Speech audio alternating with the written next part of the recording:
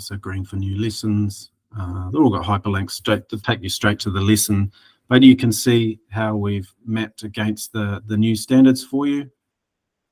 So you can go through our lessons and work out which ones work with which. I just hope that's another layer of comprehension of the new standards that will help you all. So as I say, one of those will be provided for you in maths and in science too via the website. Okay, I think it's time to get in and have a look. So let us jump in. So in English, if you go down to NCEA Level 1, New, it's going to show you the folder structure that we have because it's a little bit different. If I show you the right screen, that'll help too.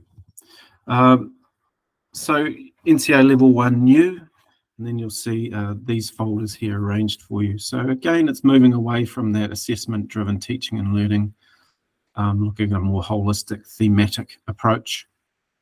But again, you know, if you need to look at the standards, we've got that little map to help you out as well. It's going to show you some of the text that we've lined up. We've got some really cool videos as well from some of the creatives who were really kind enough to talk about what the change to include Greater Māori and Pacifica voice meant to them. There's some of the poems that you can expect. So all these texts underpin the lessons that have been written by teachers, for teachers. So by so we've got some Apirana Taylor, Nina Minya Poles, Sari Barford, Ruby Solly, and short stories. Some familiar names, I'm sure, for you. Tusiata Avia, Gina Cole, and some that won't be familiar, but some fantastic stories. Tusiata shares a traditional narrative from Samoa, and she's rewritten it, and you can hear her read the story to you too. She's a great performer. So there we have it. That's the folder structure. Time to dive into those now. Oh yeah, it's going to show a little bit of an example of how the lessons are underpinned by the text that we've not commissioned, that we've brought in. So here you'll see a range of lessons on how to write an essay. You know, thesis statements, looking at building them up, and then coming along to here, you know, deconstructing an introduction using one of the poems, Tangi in the King Country from Tai Tipu. So this is what you can expect from our lesson. So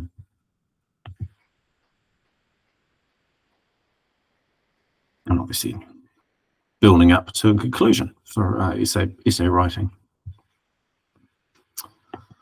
Okay, we're going to leap into now verbal language study. So looking at the brand new achievement standard 1.1, and it's obviously new and will present some challenges, but we're really thrilled with what we've produced for you. So we look at the verbal language context of interviews as a guide.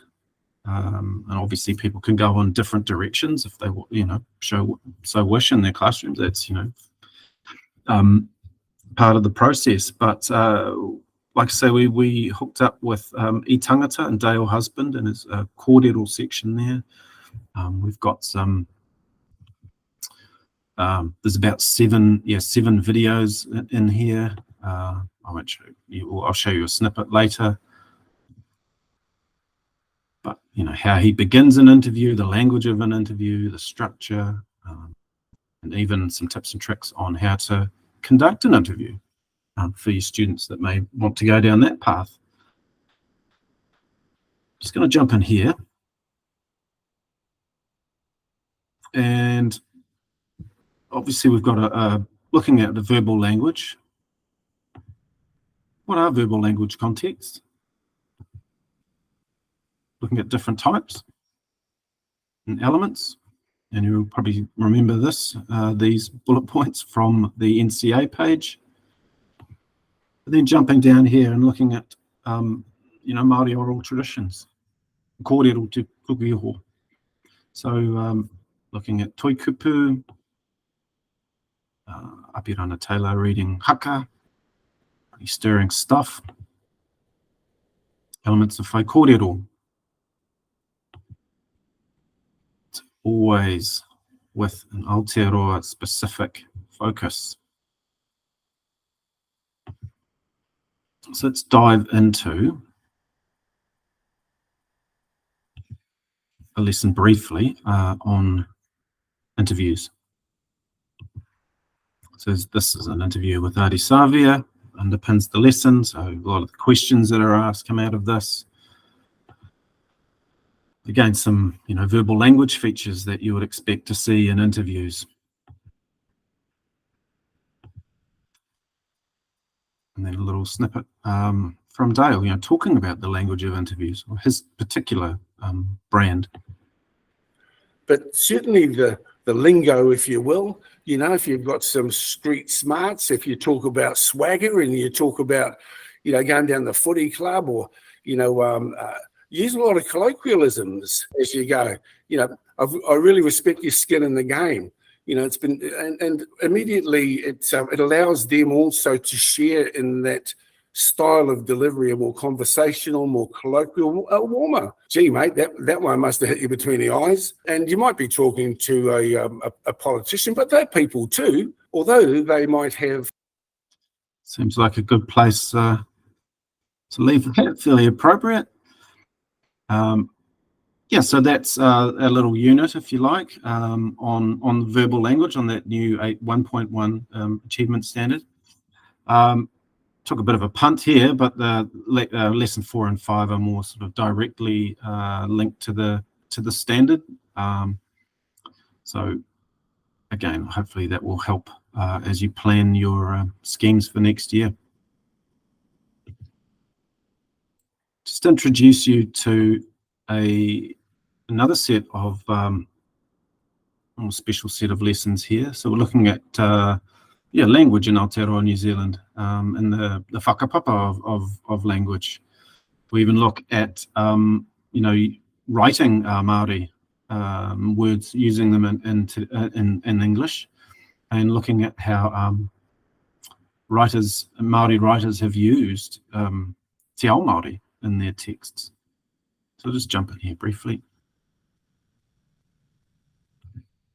So introducing some of the big names from the whakapapa, as I say, of Māori writers in New Zealand. This one's got Ben Brown. We're really lucky again to have him reading his poem. Kia ora, my name is Ben Brown. This is a poem called After the First Instruction, and it is from the poetry collection Skinny Dip, edited by Susan Paris and Kate DeGoldie, published just recently actually. After the First Instruction. Ka karanga te kaia, tāringa whakarongo, and so, as one, we listen. Tāringa whakarongo is always the first instruction. When the kaia calls to listen, that is what we do. So, as I say, really lucky, and Ben just brings that poem to life. And I mentioned it earlier too, trying to employ kāko Māori to discuss some critical lessons, and this is one of them. So yeah, I could give my perspective on this poem and probably understand potentially 10% of it, but some of the depth of understanding, it's really cool to share this with people, and just it's not just Māori Pacifica text, but Māori Pacifica perspective as well. So the teacher sort of deconstructs the poem and starts talking about elements of te ao Māori that are brought into the poem, imperatives, alluding to Pōrākau, and looking at the Pōrākau.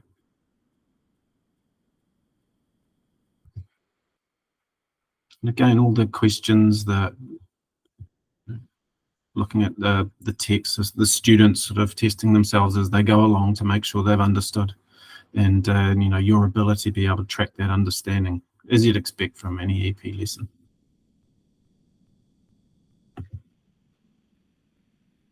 I'm going to finish with another one of those language of Aotearoa lessons. This one focuses on Pasifika worldviews. So, you know, we look at, you know, some of the key elements for Pasifika worldviews and how they are used in English texts and by some Pasifika writers.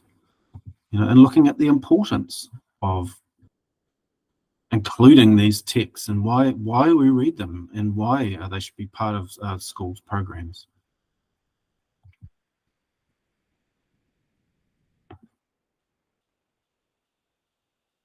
Talking about some of the, you know, the great writers and creatives that we have who whakapapa to Pacific Islands. So I'm just going to leave the last word to Sela Jane Hopgood of the spin-off. There she goes. Malolele, my name is Sela Jane Hopgood. I am of Tongan descent, and I am the Pacific Communities Editor at the Spin-Off. It's important for the mandate to include Pasifika creators and storytelling into the new New Zealand curriculum because it brings hope to the next generation of Pasifika people who will see, read and hear their own experiences on paper or on screen and know that their narratives are worthy of being told. Having our stories taught at schools offers Pasifika students content that they can relate to, meaning they can engage effectively in their learning space. Pasifika stories also offer alternative perspectives of the world, which can help our peers understand us, as attitudes of non-Pasifika classmates tend to be influenced by what they learn at school. I was fortunate enough to attend a school that was predominantly Pasifika, so I was surrounded by people I could relate to. Yet when it came to studying, say, English, we were analysing British poetry and American novels, and then we had classical studies that focused on Greek mythology, stories that, although are interesting, I could not relate to. So what I did every day before school while eating breakfast, I would skim through the New Zealand Herald paper, looking for one reporter's name. That was and is to this day Vaimoana Tapeleo, now Vaimoana Mace. Her stories gave me hope that Pasifika women can make it into mainstream news, authentically telling our stories. I hope my mini spiel here gives you insight into the importance of having diversity in the New Zealand school curriculum, and I wish you all the very best in the remainder of your schooling years.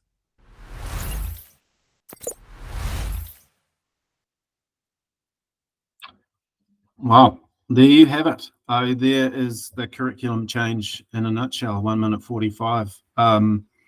So we have a selection of these videos that are scattered throughout our lessons and they're part of students being sort of tested on their understanding and what they thought of the video and the ideas that come up. So yeah, really thrilled that we've managed to share these with you. So I'm finished with the English part of the presentation. I'd really encourage you to dive in if you already have an EP account and see what we've got to offer. I've just skimmed the surface really, but as I say, Sela Jane Hopgood there sort of sums up our approach and our commitment.